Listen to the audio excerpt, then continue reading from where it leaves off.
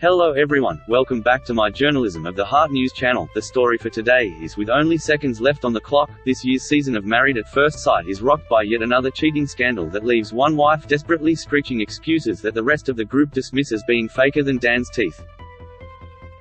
Why are we back here again? We thought the show had finished. All the couples gave their final decisions at fancy ceremonies last week. What more is there to do?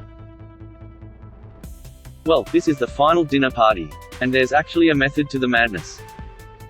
The contestants have all gone their separate ways for a few weeks, which means they've had plenty of time to overthink the experience and brainstorm some better comebacks while reimagining their arguments in the shower.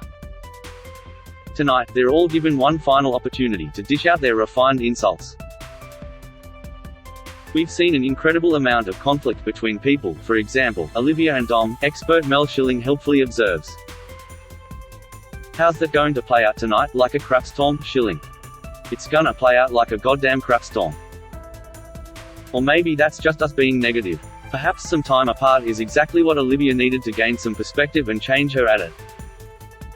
Dom's just a drain of a person, she eye rolls to us while getting ready for dinner. Okay, well, just because Olivia's still being toxic doesn't mean everyone else is. Tonight could actually just be a fun evening where we all kick back and enjoy each other's company with no dram. Since final vows, I found out Tamara tried to get with another husband while we were actually still in the experiment, Brent breathlessly tells us. It started with a few text messages while we were still together. Tamara didn't waste any time trying to meet up with this person. I read the texts, I saw what he wrote, I saw what she wrote. If he didn't write back, she'd then follow up call.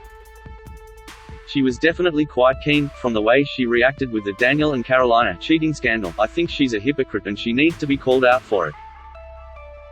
Alrighty, so, how long is it gonna take for Brent to publicly expose Tamara? And will she care? When we check in on her, she's still hung up on the fact that Brent dumped her at the final vows with the phrase "good riddance." Turns out, she still doesn't quite know what it means. I'm having fun.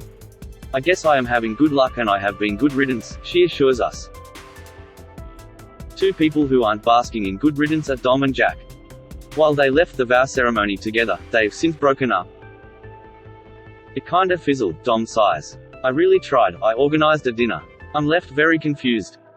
Huh, seems vague. Any more details, Jack? I don't know what happened, he shrugs. Well, it sounds like you both tried incredibly hard. And Dom's open to rekindling the flame at the dinner party. The great Justin Bieber said it himself, never say never. Dom nods, yes. The great Justin Bieber, right up there with Maya Angelou. Anyway, hopefully tonight Tamara is able to spritz both Dom and Jack with some of her good riddance and they fall in love again. Oh, we also get given the heads up that Mitch and Ella are back together, after he dumped her in a swamp. We're back, baby, Ella beams, and hornier than ever.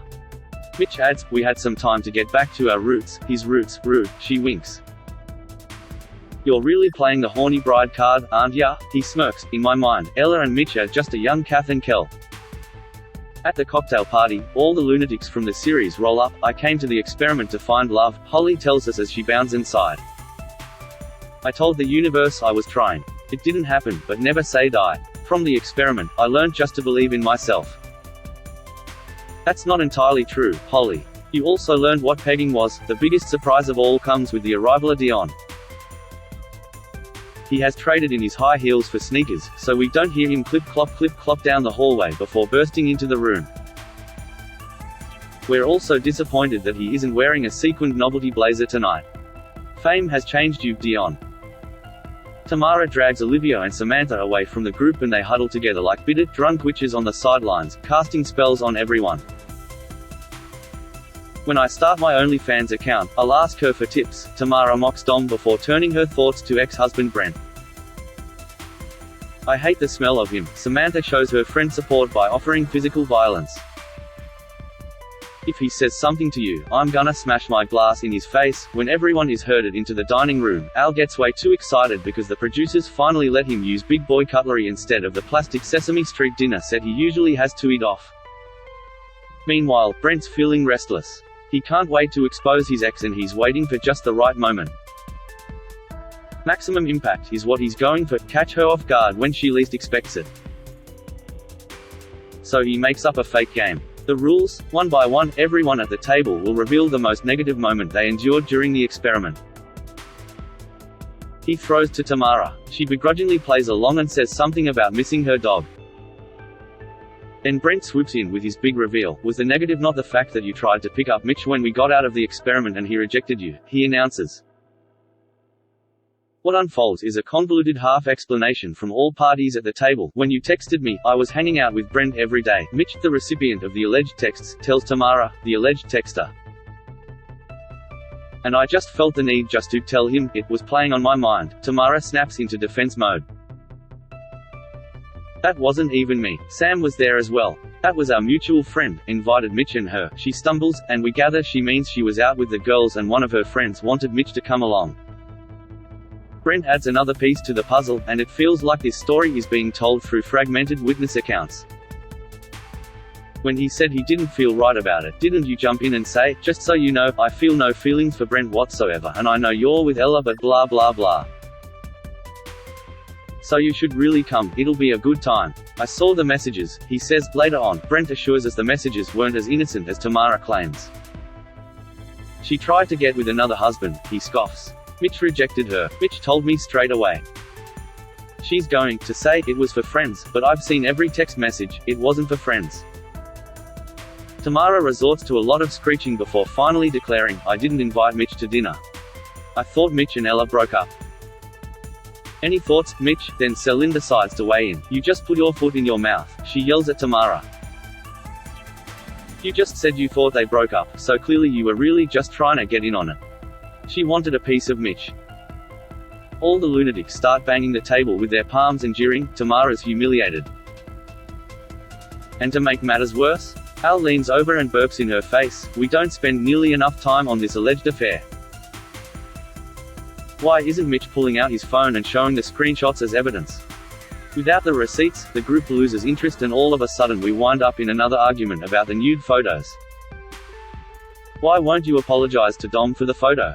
Holly begs Olivia, because I'm not sorry. Olivia shrugs. Jackson has become increasingly intolerable over recent weeks. And tonight, while defending his wife's decision to share the intimate pictures, we see a side we do not like. It's on the internet, Google it. He booms across the table, mocking Dom and making faces. It was on there. How intimate is Google, Jackson? We're this close to cutting up your clothes and mailing them to you in the post. Now seems like an appropriate time for Olivia to jump in with some more hot claims. I have felt personally and physically unsafe in your presence, she tells Dom. You literally stood across the table and fashioned a F-king weapon. The statement, and this entire episode, is more ridiculous than Al trying to use this jug as a cup. For the entire night, everyone has been ignoring the cheaters Dan and Carolina. They shouldn't have even come, but they were desperate to rub their relationship in everyone's faces. Plus, they want a fight. First, Dan tries to demand an apology from Mitch for what he said at the boys' night, but gets laughed at. Then he decides to have a go at Dion. Ya fake, mate. He shakes his head at the man whose wife he stole. I'm fake? Dion's eyes bulge at the accusation. Mate, your teeth are more fake than anything I've ever seen in my whole entire life. Where'd ya get those done? Bali for $2? And just like that, Dion finally gets revenge. All with a kick to the teeth. That is all for today news. Please make sure to leave your comment and subscribe the channel below for more news update.